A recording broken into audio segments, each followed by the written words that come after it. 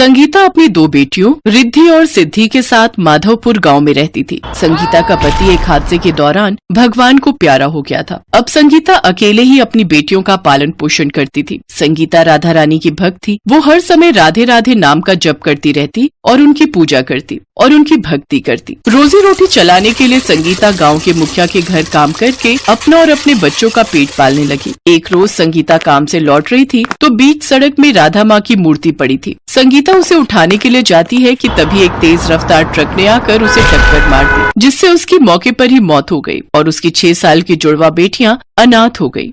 माँ, ये तुम्हें क्या हो गया माँ? सभी गांव वाले उन दोनों को मासूम नजरों से देखते रहे। फिर जैसे तैसे उन दोनों ने खुद को संभाला और गांव वालों का सहारा लेकर अपनी गरीब माँ का अंतिम संस्कार किया। कुछ दिन तक तो गांव के लोग उन दोनों को खाना देते रहे, लेकिन एक समय बाद गांव के लोग धीरे धीरे उन दोनों को खाना देना बंद कर देते हैं। अब तो ऐसे ही दिन बीतने लगे। कभी वो मांग कर खाती तो कभी भूखी ही सो जाती, लेकिन फिर भी वो दोनों राधा माँ की भक्ति करना नहीं छोड़ती। ऐसे ही एक रोज, जब से माँ भगवान के पास गई है हम बिल्कुल अकेले हो गए हैं। अब तो हमें प्यार से कोई 2 निवाले खिलाने वाला भी नहीं है। भूख के मारे तो पेट में दर्द होने लगा। फिर वो राधा रानी की मूर्ति के सामने सो जाती है। जैसे ही आधी रात होती है तो उस मूर्ति में से एक चमकीली रोशनी निकलती है, जिसमें से राधा माँ उस मूर्ति से बाहर निकलती है। फिर एक औरत के रूप में प्रकट हो जाती है और रसोई में जाकर देखती है तो वहाँ कुछ भी अन्न नहीं होता। फिर वो अपने चमत्कार से ढेर सारा अन्न प्रकट करती है। फिर उससे खाना बनाने लगती हैं। राधा माँ के हाथों का खाना इतना स्वादिष्ट था कि उसकी खुशबू से उन दोनों की नींद खुल जाती है। अरे, ये खाने की इतनी अच्छी खुशबू कहाँ से आ रही है? मुझे लगता है इतनी अच्छी महक रसोई से आ रही है। चलो न चलकर देखते हैं। वो दोनों रसोई में जाती हैं। वहाँ एक औरत उन्हें खाना बनाते हुए दिखती है, जिसे देख रिद्धि कहती है, कौन हो तुम? और रसोई में तो खाने का दाना तक नहीं था, तो फिर तुमने ये खाना कैसे बनाया? कमाल हो, तुम दोनों मुझे भूल गए। खैर, तुम बहुत छोटी थी तब। वैसे मैं तुम्हारी मौसी हूँ, यानी कि तुम्हारी मासी। अच्छा हुआ आप यहाँ आ गई। हमें माँ की बहुत याद आ रही थी। माँ तो हमें छोड़कर चली गई, लेकिन अब से आप हमें छोड़कर कहीं मत जाना। नहीं जाऊंगी बच्चों, कहीं नहीं जाऊंगी। चलो अब जल्दी से खाना खा लो, तुम दोनों को बहुत भूख लगी है ना? राधा उन दोनों को खाना परोसती है और उन्हें अपने हाथों से निवाला खिलाने लगती है। तभी रिद्धि कहती है, रुक जाओ मौसी, पहले हम अपनी राधा माँ की मूर्ति को भोग लगाएंगे, उसके बाद ही खाएंगे, नहीं तो हमारी माँ हमसे नाराज हो जाएगी। फिर वो दोनों राधा माँ की मूर्ति को अपनी थाली का भोग लगाती हैं। उसके बाद वो मौसी को खिलाने लगती हैं, तो मौसी उनसे कहती है, तुमने तो पहले ही भोग लगाकर मेरा पेट भर दिया, चलो अब मैं तुम्हें खिलाती हूँ। क्या मतलब? कुछ नहीं, लो खाओ। राधा माँ उन दोनों को अपने हाथों से खाना खिलाती हैं और उन नन्ही बच्चियों की भक्ति देख बहुत प्रसन्न होती हैं। इन बच्चों की भक्ति ने तो मेरा मन जीत लिया। इनकी माँ ने मेरी मूर्ति बचाने के चक्कर में अपनी जान तक दे दी थी। अब मुझे उसका कर्ज उतारना होगा और उसके बच्चों की रक्षा करनी होगी। अब राधा माँ मौसी बनकर उनके घर में ही रहने लगती हैं और अपने जादू से अन्न प्रकट करके उनके लिए तरह तरह के स्वादिष्ट पकवान बनाकर उन्हें खिलाने लगी। साथ ही उन दोनों का पालन पोषण करने लगी। ऐसे ही समय बीता और अब वो दोनों पढ़ लिख कर बड़ी अफसर बन गई और अपने पैरों पर खड़ी हो गई। लेकिन अभी भी उन्होंने राधा माँ की भक्ति करना नहीं छोड़ा। उन दोनों को बड़ा अफसर बनता देख राधा माँ बहुत खुश हुई। आखिरकार तुम दोनों ने अपनी माँ का सपना पूरा कर दिया। वो हमेशा से चाहती थी कि तुम दोनों पढ़ लिख कर कुछ बन जाओ। हर रोज वो मुझसे यही प्रार्थना करती थी। क्या मतलब मौसी? इतना कहते ही राधा माँ अपने असली रूप में आ जाती हैं। अपने सामने राधा माता को देख वो दोनों हैरान रह जाती हैं। हैरान ना हो मेरे बच्चों, मैं तुम दोनों की वही माँ हूँ जिनकी तुम रोज पूजा करती हो। जिस तरह तुमने मुझे अपनी माँ माना और मेरी भक्ति की, तो मैं अपने भक्तों को यूँ अकेला भूखा कैसे छोड़ सकती थी? इसीलिए मुझे धरती लोक पर आना पड़ा। लेकिन अब मुझे जाना होगा। लेकिन आज के बाद तुम्हें किसी भी चीज की कमी नहीं होगी और तुम दोनों को जब भी मेरी जरूरत होगी मैं आ जाऊंगी। तुम दोनों हमेशा खुश रहो, ये मेरा आशीर्वाद है।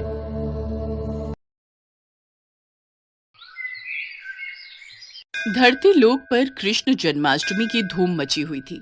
जहाँ देखो वहाँ जगह जगह हर घर हर मंदिर सजा हुआ था। भगवान श्री कृष्ण के जन्मोत्सव के लिए सभी अपनी तरफ से तैयारी कर रहे थे।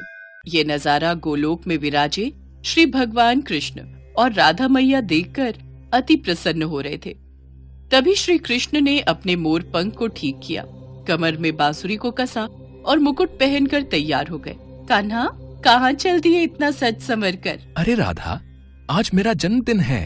धरतीवासी मेरे जन्म उत्सव को इतनी धूमधाम से मनाते हैं। मन में विचार आ रहा है आज अपने भक्तों की परीक्षा ली जाए, इसलिए धरती लोक में भ्रमण के लिए जा रहा हूँ। अच्छा, फिर तो मैं भी तुम्हारे साथ चलूंगी। तुम्हारे बिना तो मैं अधूरा हूँ राधे, भला तुम्हारे बिना मैं कैसे जा सकता हूँ। चलो अब तुम भी तैयार हो जाओ। कान्हा, तुम्हें ज्ञात है जन्माष्टमी पर भक्त तुम्हें छोटे बालक के रूप में पूजते हैं, इसलिए इस रूप में नहीं, हम छोटे बच्चों के रूप में जाएंगे। ये भी उत्तम रहेगा। राधा कृष्ण दोनों धरती लोक पर जाने ही लगे कि तभी कृष्ण के सारे सखा वहाँ आ गए। अरे वाह कान्हा, तुम्हारे जन्मदिन का आयोजन और तुम अकेले अकेले ही जा रहे हो। आज तो खीर पूड़ी पकवान मिलेंगे, हम भी तुम्हारे साथ चलेंगे। अब तो तुम सबको भी ले जाना ही पड़ेगा। ठीक है, चलो तुम सब भी मेरे जन्मोत्सव का आनंद लेने चलो। राधा कृष्ण और सभी सखा छोटे छोटे बच्चों के रूप में आ जाते हैं और धरती लोक में पहुंचते हैं। घूमते घूमते वे सब एक गांव में पहुंचते हैं। वहां पर सब जगह जन्माष्टमी की धूम थी। कन्हैया, मुझे तो बहुत जोरों की भूख लगी है, चलो न कहीं चलकर कुछ खाते हैं। हाँ, राधा बिल्कुल ठीक कह रही है। चलो ना कान्हा, सब मिलकर कहीं बढ़िया बढ़िया पकवान खाते हैं। मन तो मेरा भी हो रहा है। चलो वो सामने उस घर में चलते हैं, वहां लग रहा है बढ़िया बढ़िया जन्माष्टमी की सजावट हो रही है। मेरे जन्मदिन की खुशियां मनाई जा रही हैं। चलो सब चलते हैं। अरे अरे अरे, ये तुम सब कहाँ चले आ रहे हो? चलो हटो, बाहर जाओ। पता नहीं कहाँ कहाँ से आ जाते हैं। मैं भगवान कृष्ण के भोग की तैयारी कर रही हूँ, तुम लोग क्यों आए हो? हमें बहुत जोरों की भूख लगी है, कुछ खाने को दे दो। वाह, यहाँ तो पूड़ी हलवा सब्जी खीर, यहाँ तो बहुत कुछ है। अरे क्या बात है सुशीला, आरती का समय हो रहा है, अंदर आओ, बाहर क्यों खड़ी हो? हाँ हाँ आ रही हूँ, दरवाजा बंद कर दूं। चलो बच्चों, यहाँ से जाओ। कान्हा, इन्होंने तो द्वार बंद कर लिया, अब हम क्या करें? हम सबको बहुत जोरों की भूख लग रही है। ये कैसी बात हुई? तुम्हारा ही जन्मदिन मना रहे हैं और तुम्हें ही कुछ खाने को नहीं दिया। अरे सुदामा, इन्हें थोड़ी पता है कि मैं वास्तव में कृष्ण हूँ। ये तो मुझे एक साधारण बालक समझ रहे हैं। कोई बात नहीं सुदामा, कोई तो होगा जो हमें इस रूप में भोजन देगा। चलो और कहीं देखते हैं। राधा कृष्ण और सभी बालक बालिकाएं कुछ और जगह पर भी गए, पर वहां भी आरती और पूजन चल रहा था। कहीं भी उन्हें खाने को कुछ नहीं मिला। वे चलते चलते थक गए। मानव शरीर धारण किया है तो इतनी भूख तो सहन करनी ही होगी। बस एक आखिरी द्वार और खटखटाते हैं, अगर यहाँ नहीं मिला तो हम वापस गोलोक चले जाएंगे। ठीक है कान्हा, चलो इस घर में ही चलते हैं। थोड़ी और खीर दे। तुझे जब पता था कि मंदिर में खीर का प्रसाद बट रहा है तो तू थोड़ा ज्यादा नहीं ला सकती थी? माँ जी, मंदिर में बहुत भीड़ थी, बड़ी मुश्किल से नंबर आया तो मैं बस ये थोड़ा बहुत ही प्रसाद ला पाई। अरे अम्मा, खा लो ना, वैसे भी खीर खाए कितना समय हो गया। मजदूरी करते करते हाथों में छाले पड़ गए हैं। हमारी तो ऐसी किस्मत ही नहीं कि हम रोजाना ऐसी खीर पकवान खा सके। हाँ हाँ बेटा, ये ले, तू और ले ले। थोड़ा प्रसाद बचा है, मैं खा लेती हूँ। माँ, हमें बहुत भूख लगी है, कुछ खाने को दे दो। ये लो, पहले ही थोड़ी बहुत खीर है, उसमें से भी ये बच्चे भी मांगने आ गए। कुछ नहीं है यहाँ, चलो जाओ यहाँ से। रुको माँ, मैं दरवाजा बंद करके आता हूँ। सुनिए, आज जन्माष्टमी का त्योहार है, भगवान कृष्ण का जन्मदिन। ये बच्चे उन्हीं के रूप में लगता है झांकी लेकर निकले हैं। हो सकता है इन्हें रास्ते में भूख लगाई हो। थोड़ी सी खीर है मेरे पास, इन्हें दे देती हूँ। ऐसे द्वार पर आए बच्चों को भूखा भेजना मुझे ठीक नहीं लग रहा। माँ ये लो, तुम मेरी खीर भी इसमें से ले लो, मुझे इतनी सारी नहीं खानी। माँ, मेरे में से भी ले लो, अगर तुम अपनी दे दोगी तो तुम क्या खाओगी? राधा, इन बच्चों में अपनी माँ के प्रति कितना प्रेम है, हमें इनके लिए कुछ करना चाहिए। हाँ कान्हा, देखो तो, इन्होंने अपनी सारी खीर हमें परोस दी। कैसे पागल हो तुम तीनों, बताओ, अपने हिस्से की खीर इन बच्चों में बांट रहे हो। इतनी मुश्किल से तो ये थोड़ा प्रसाद मिला था। अब तुम दोनों बच्चे कान खोलकर सुन लो, मैं अपनी खीर में से एक भी निवाला नहीं दूंगी। ये लो बच्चों, ज्यादा तो नहीं, थोड़ी थोड़ी खीर है, ये खा लो। बस इतनी सी खीर, इससे तो हमारा चींटी जैसा पेट भी नहीं भरेगा। एक काम करो, थोड़ी और खीर ले आओ। दादी, थोड़ी सी अपने में से दे दो ना, आज वैसे भी भगवान कृष्ण का जन्मदिन है, हमने भी तो नहीं खाई ना, हमने भी इनको दे दी। अब क्या करूं, तुम लोग इतना जोर दे रहे हो तो ये लो, थोड़ी सी मेरे में से भी दे दो। सावित्री, ये ले, थोड़ी मेरे से भी ले ले, फिर बोलेगी मैं अकेले अकेले खा गया। सावित्री के परिवार के लोगों की ऐसी सोच देखकर राधा कृष्ण मन ही मन बात करने लगे। कान्हा, यह तो बहुत थोड़ी खीर है, कुछ करो, इन सबको भी तो खीर खाने का मन है। अगर हम ये सारी खीर खा जाएंगे तो ये लोग क्या खाएंगे? चिंता मत करो राधे, इस परिवार के सदस्य भूखे नहीं रहेंगे। हमने यहाँ खीर खाई है और मेरे जन्मदिन के उत्सव पर यह खीर ना खाएं, ऐसा हो ही नहीं सकता। बताओ, इतने मन से मैं खीर खा रही थी, सारी इन बच्चों को दे रही है, क्या कर सकते हैं?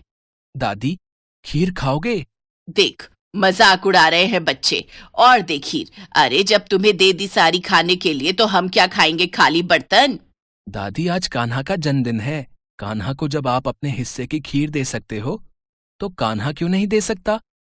अभी रुको, मैं आपको ढेर सारी खीर देता हूँ, फिर आप भी खाओ और पड़ोसियों को भी खिलाओ। माँ जाओ, घर में जितने भी बर्तन हैं वो सब।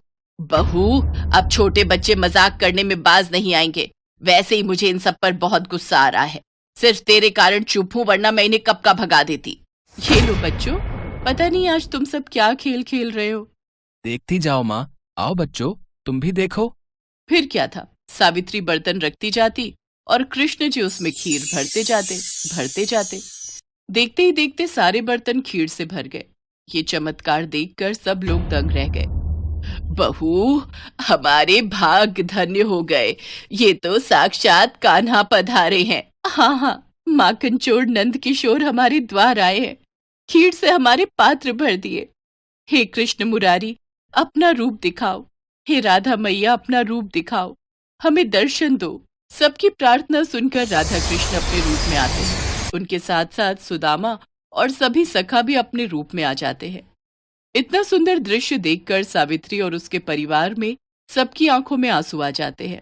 माँ, ये सत्य है कि जो भी भक्त भूखों को भोजन कराता है, प्यासे को पानी पिलाता है, खुद भूखा रहकर घर आए भूखे जरूरतमंद को अपने हिस्से का निवाला देता है, मैं उसकी सहायता अवश्य करता हूँ। हम तो धरती पर भक्तों की परीक्षा हेतु आए थे और यहाँ इतने प्रेम से खीर खाकर मन प्रसन्न हो गया।